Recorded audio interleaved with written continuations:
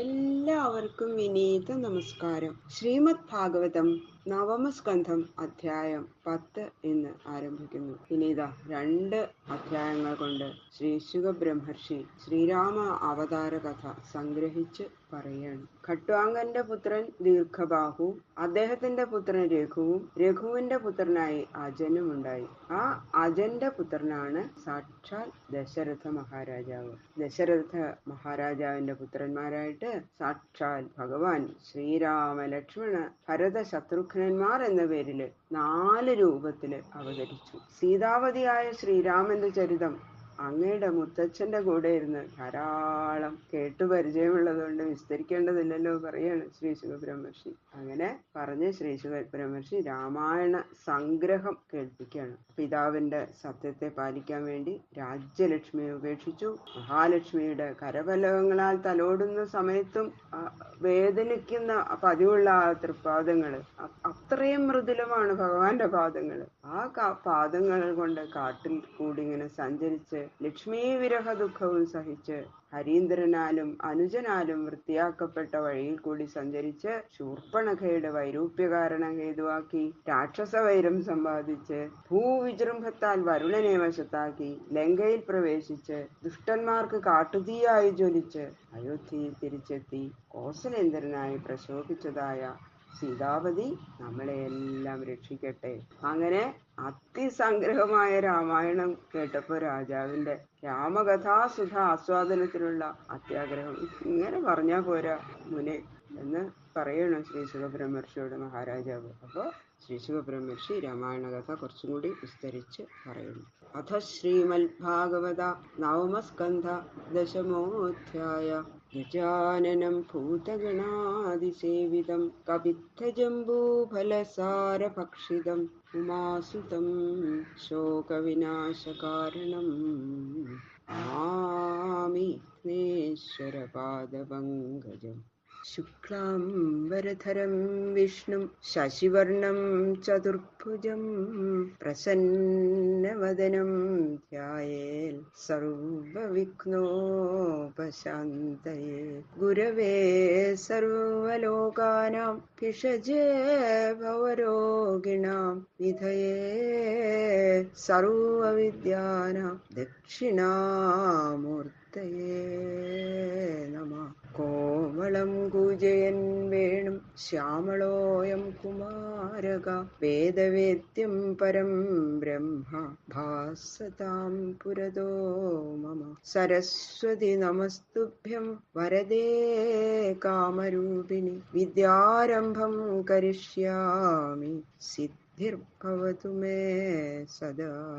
യോऽन्तः പ്രവിശ്യ മമ വാചമിമാം പ്രസുപ്താം സഞ്ജീവയത്യഖിലശക്തിധരസ്വധാംന അന്യാംശ്ച ഹസ്തചരണശ്രവണത്വഗാദി പ്രാണാൻ നമോ ഭഗവതേ പുരുഷായ തുഭ്യം നമഃ. രാമായ രാമഭദ്രായ രാമചന്ദ്രായ വേധസേ രഘുനാഥായ നാഥായ സീതായ പതയേ നമഃ. ഗംഗണപതയേ നമഃ. സംസരസ്വത്യേ നമഃ. ഗുരുഭ്യോ നമഃ. ഓം നമോ ഭഗവതേ വാസുദേവായ. ശ്രീശുക ഉവാച. ഖട്വാംഗദീർഘബാഹുശ്ച രഘുസ്തസ്മാൽ പൃഥുശ്രവാഃ അജസ്തതോ മഹാരാജ തസ്മാൽ ദശരഥോ ഭവൽ.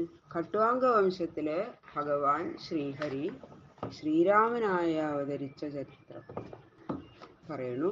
ഖട്വാംഗനിൽ നിന്ന് ദീർഘബാഹുവും അദ്ദേഹത്തിൽ നിന്ന് മഹാകീർത്തിമാനായ രഘുവും അദ്ദേഹത്തിൽ നിന്ന് അജനും അജനിൽ നിന്ന് ദശരഥനും ഉണ്ടായി. തസ്യാപി ഭഗവാനേഷ സാക്ഷാൽ ബ്രഹ്മമയോ ഹരി അംശാംശേന ചതുർത്ഥാകാൽ പുത്രത്വം പ്രാർത്ഥിതസുരൈഃ. ബ്രഹ്മമയ ബ്രഹ്മസ്വരൂപനും ഭഗവാൻ സർവ ഐശ്വര്യ പരിപൂർണനുമായ ഏഷ സാക്ഷാൽ ഹരി.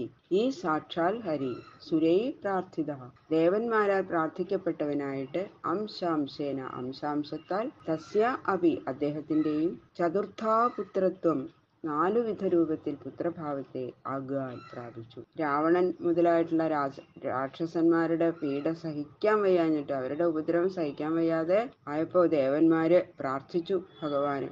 അങ്ങനെ കാരുണ്യപൂർവം ഭഗവാൻ, സാക്ഷാൽ ബ്രഹ്മസ്വരൂപനായ ഭഗവാൻ ശ്രീഹരി അംശാംശത്താൽ ദശരഥന്റെ 4 പുത്രന്മാരായിട്ട് അവതരിച്ചു. രാമലക്ഷ്മണ ഭരത ശത്രുഘ്നാ ഇതി സംജ്ഞയാ തസ്യാനുചരിതം രാജൻ ഋഷിഭിസ്തത്വദർശിഭിഃ ശ്രുതം ഹി വർണ്ണിതം ഭൂരി ത്വയാ സീതാപതേർമുഹു. സർവത്ര ഗോവിന്ദനാമ സങ്കീർത്തനം. ഗോവിന്ദ ഗോവിന്ദ. തത്വദർശിഭി, തത്വം അറിയുന്ന ഋഷികളാൽ, ഭൂരി വർണ്ണിതം, അധികം വർണ്ണിക്കപ്പെട്ട, സീതാപതേ തസ്യ ചരിതം, സീതാപതിയായ ആ ദേവന്റെ ചരിത്രം, ത്വയാ അങ്ങയാൽ, മുഹു ശ്രുതം ഹി, അനേകം പ്രാവശ്യം ശ്രവിക്കപ്പെട്ടതല്ലയോ. രാമൻ, ലക്ഷ്മണൻ, ഭരതൻ, ശത്രുഘ്നൻ എന്നായിരുന്നു ആ 4 പുത്രന്മാരുടെ നാമധേയങ്ങൾ. തത്വജ്ഞന്മാരായ വാൽമീകി മുതലായ ഋഷികളാൽ അധികം വർണ്ണിക്കപ്പെട്ടിരിക്കുന്ന സീതാവതിയായ ആ ശ്രീരാമചന്ദ്രന്റെ ചരിത്രം അങ്ങ് ധാരാളം കേട്ടിട്ടുണ്ടാവും ഇല്ലേ എന്ന് പറയാണ് ശ്രീ ശുകബ്രഹ്മർഷി. ഗുരുവർത്ഥേ ത്യക്തരാജ്യോ വ്യചരദനുവനം പത്മപത്ഭ്യാം പ്രിയായാഃ പാണിസ്പർശാക്ഷമാഭ്യാം മൃജിതപഥരുജോ യോ ഹരീന്ദ്രാനുജാഭ്യാം വൈരൂപ്യാൽ ശൂർപ്പണഖ്യാഃ പ്രിയവിരഹരുഷാരോപിത ഭ്രൂവിജൃംഭ ത്രസ്താബ്ധിർബദ്ധസേതു ഖലദവദഹന കോസലേന്ദ്രോവതാന്ന. രാമായണം അങ്ങനെ സംഗ്രഹമായിട്ട് പറയാൻ ഭാവിച്ച ആരംഭിക്കണ ആ ശ്രീ ശുകബ്രഹ്മർഷി ആദ്യമായിട്ടിതാ ശ്രീരാമചന്ദ്രസ്വാമിയെ പ്രാർത്ഥിക്കുകയാണ്. ഗുരുവർത്ഥേ, അച്ഛനു വേണ്ടിയിട്ട്, തെക്തരാജ്യ, ത്യജിക്കപ്പെട്ട രാജ്യത്തോടു കൂടിയവനായിട്ട്, പ്രിയായ, പ്രിയയുടെ, പാണിസ്പർശ അക്ഷമാഭ്യാം, പാണി കൊണ്ടുള്ള സ്പർശത്തെ സഹിക്കാൻ കഴിയാതിരിക്കുന്ന, പത്മപദ്ഭ്യാം, താമരപ്പൂവിനു തുല്യങ്ങളായ പാദങ്ങളാൽ, അനുവനം വ്യചരൽ, വനം തോറും വ്യചരിച്ചു, ഹരീന്ദ്രാനുജാഭ്യാം, വാനരേന്ദ്രനാലും അനുജനാലും, മൃജിത പഥരുജ, മാർജനം ചെയ്യപ്പെട്ട മാർഗഖേദത്തോടു കൂടിയവനും, ശൂർപ്പണാഖ്യാഹ, ശൂർപ്പണഖയുടെ വൈരൂപ്യാൽ, വിരൂപകരണം ഹേതുവായിട്ടുണ്ടായ, പ്രിയ വിരഹരുഷ, പത്നി വിരഹം നിമിത്തമുണ്ടായ കോപത്താൽ, ആരോപിത ഭ്രൂ വിജൃംഭ തത്രാബ്ധി, കുടിലമാക്കി ചെയ്യപ്പെട്ട ഭ്രൂക്കളുടെ വിജൃംഭണത്താൽ ഭയപ്പെട്ടിരിക്കുന്ന സമുദ്രത്തോടു കൂടിയവനും, ബദ്ധസേതു, ബന്ധിക്കപ്പെട്ട സേതുവോടുകൂടിയവനും, ഖലദവദഹന, ദുർജനങ്ങളാകുന്ന കാടിന് വന്യമായിരിക്കുന്ന, യ കോസലേന്ദ്ര, യാതൊരു അയോധ്യാധിപൻ ന അവതാൽ, ഞങ്ങളെ രക്ഷിക്കണം. മനോഹരമായ ഒരു ശ്ലോകം, പ്രാർത്ഥന ശ്രീ ശുകബ്രഹ്മർഷിയുടെ. പിതൃവാക്യത്തെ സത്യമാക്കി തീർക്കാൻ വേണ്ടി രാജ്യം ഉപേക്ഷിച്ച് ഭാര്യയായ സീതയുടെ കൈകൊണ്ടുള്ള സ്പർശനം പോലും സഹിക്കാൻ കഴിയാത്ത വിധം ഇത്ര മൃദുക്കളായ പാദപത്മങ്ങൾ കൊണ്ട് യാതൊരു ഭഗവാനാണോ കാടുതോറും സഞ്ചരിച്ചത്? ശൂർപ്പണഖയെ വിരൂപപ്പെടുത്തിയത് കൊണ്ട് രാവണനാൽ അപഹരിക്കപ്പെട്ട സീതയുടെ വിയോഗ ദുഃഖത്തോടുകൂടി സഞ്ചരിക്കുന്ന സമയത്തില് മിത്രമായി ലഭിച്ച വാനര രാജാവായ സുഗ്രീവനും അനുജനായ ലക്ഷ്മണനും യാതൊരു ഭഗവാന്റെ മാർഗഖേദത്തെ സാന്ത്വനാദി ഉപചാരങ്ങളാൽ തീർത്ത് ആശ്വസിപ്പിച്ചുവോ? സീതാപഹാരിയായ രാവണനെ വധിക്കാനായി ലങ്കയിലേക്ക് പോകുന്നതിന് തടസ്സമായിരിക്കുന്ന സമുദ്രം യാതൊരു ഭഗവാന്റെ പുരികങ്ങളുടെ ചലനമാത്രത്താൽ ഭീതനായിട്ട് മാർഗം വിട്ടുകൊടുത്തതിനാൽ ആ സമുദ്രത്തിൽ യാതൊരുവൻ സേതുബന്ധം ചെയ്തുവോ? കോസലാധിപതിയായ ആ ശ്രീരാമചന്ദ്രൻ നമ്മളെ രക്ഷിക്കട്ടെ. വിശ്വാമിത്രാധ്വരേയേന മാരീചാദ്യാ നിശാചരാഃ പശ്യതോ ലക്ഷ്മണസ്യൈവ ഹതാ നൈരൃതപുംഗവാഃ. വിശ്വാമിത്രാധ്വരെ, വിശ്വാമിത്രയാഗത്തിൽ നൈരൃതപുംഗവാഃ, രാക്ഷസന്മാരാൽ പ്രധാനികളായ മാരീചാദ്യാഃ നിശാചരാഃ, മാരീചൻ ആദിയായ നിശാചരന്മാർ ലക്ഷ്മണസ്യ പശ്യതയേവ, ലക്ഷ്മണൻ കണ്ടുകൊണ്ടിരിക്കെ, ഏന ഹത, യാതൊരുവനാൽ ഹതന്മാരായി. ആ വിശ്വാമിത്ര മഹർഷിയുടെ യാഗവിഘ്നം വരുത്തുന്ന രാക്ഷസ വീരന്മാരായ മാരീചൻ മുതലായവരെ യാതൊരു ഭഗവാൻ ലക്ഷ്മണ സഹായത്തെ കൂടി ആശ്രയിക്കാതെ ഏകനായിട്ട് സംഹരിച്ചുവോ, ആ രാമഭദ്രൻ നമ്മളെ രക്ഷിക്കട്ടെ. യോ ലോകവീരസമിതൗ ധനുരൈശമുഗ്രം സീതാ സ്വയം വരഗൃഹേ ത്രിശതോപനീതം ആദായ ബാലഗജലീലൈവേക്ഷുയഷ്ടിം സജ്ജീകൃതം നൃപ വികൃഷ്യ ബഭഞ്ജമധ്യേ.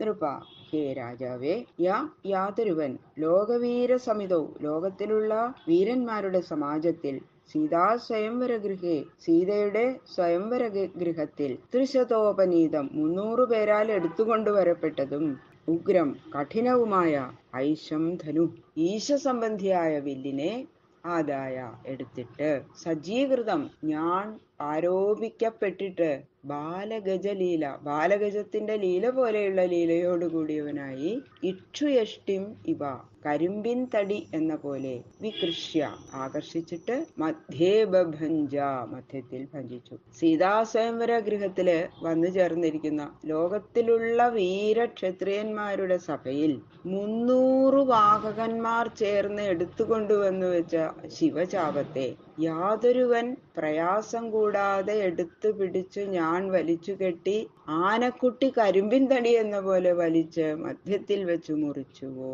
ആ വീരാഗ്രഗണ്യനായ ശ്രീരാമചന്ദ്രൻ നമ്മളെ രക്ഷിക്കട്ടെ. ബാക്കിയുള്ള ശ്ലോകങ്ങള് നാളെ നോക്കാം. സർവത്ര ഗോവിന്ദനാമ സങ്കീർത്തനം. ഗോവിന്ദ ഗോവിന്ദ.